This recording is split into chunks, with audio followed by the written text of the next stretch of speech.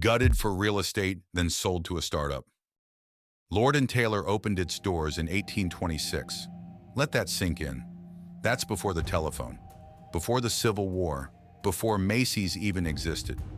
Two English immigrants, Samuel Lord and George Washington Taylor, opened a small dry goods shop in Manhattan, and it grew into one of the most iconic department stores in American history.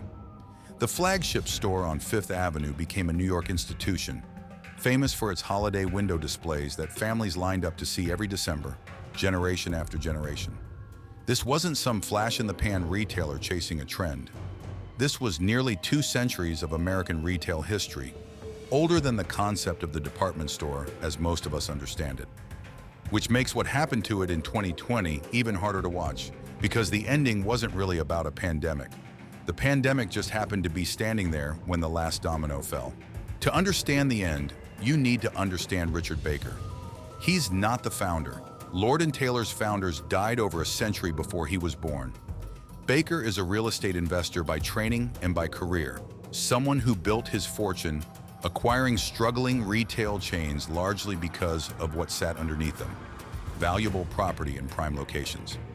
He took over Lord & Taylor's parent company in 2006 and later folded it into Hudson's Bay Company, a retail conglomerate that also owned Saks Fifth Avenue and other chains across North America.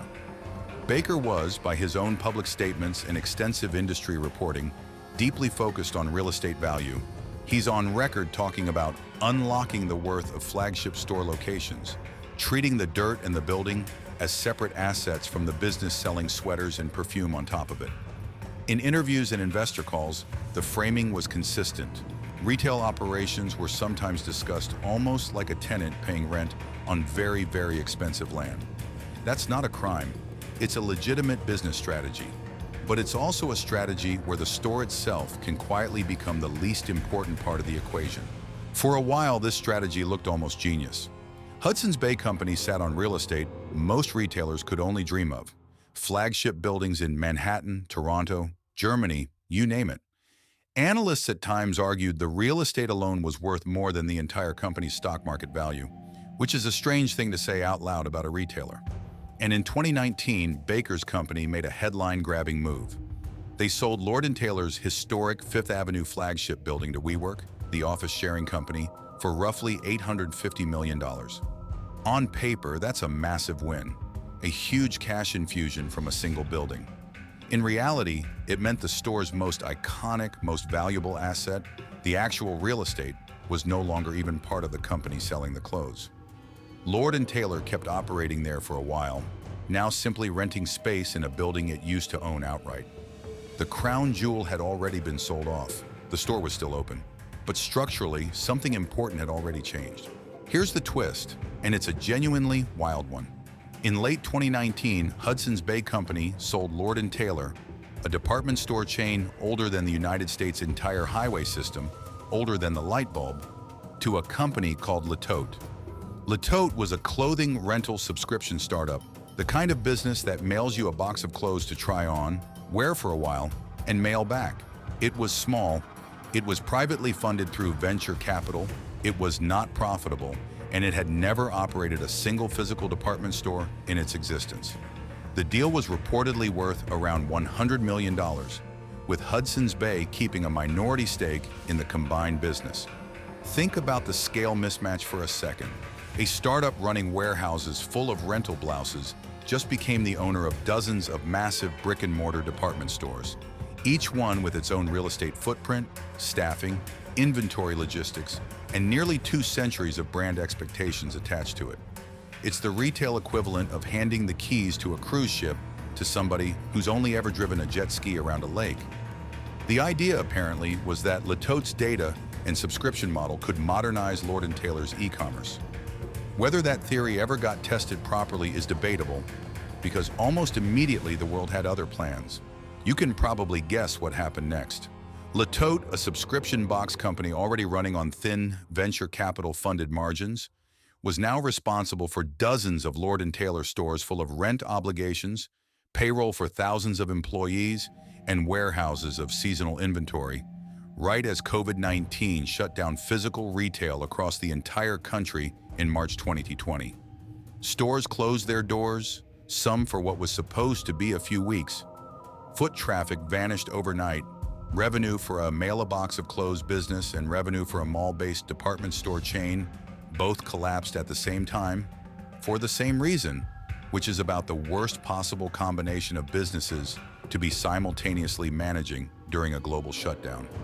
Liquidation simply didn't have the financial cushion, the cash reserves to absorb months of near-zero income, to survive that kind of shock while also trying to digest a company many times its own size, its own complexity, and honestly, its own history.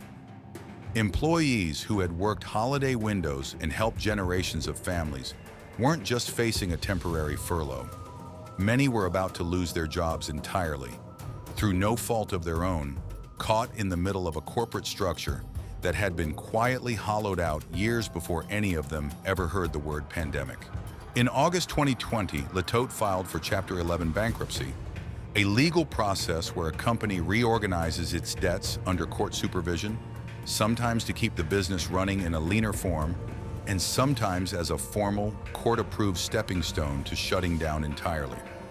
For Lord & Taylor, it was the second kind. Within weeks, the company announced it would liquidate all of its remaining Lord & Taylor stores, 38 locations at that point, closing them permanently rather than attempting any kind of restructuring or sale to a new owner who might keep the doors open. Everything must go, and going out of business banners went up in windows nationwide, the same windows that once drew crowds for holiday displays. By early 2021, the physical Lord & Taylor that generations of American shoppers grew up with was simply gone. Not restructured, not downsized to a smaller footprint, closed. Nearly 200 years of continuous retail history ended with liquidation signs taped to the glass, sold off rack by rack, fixture by fixture. So what happened to everyone involved? Liquidation itself dissolved along with the physical stores it couldn't manage through the crisis. Richard Baker's Hudson's Bay Company continued on, still operating Saks Fifth Avenue and other retail holdings.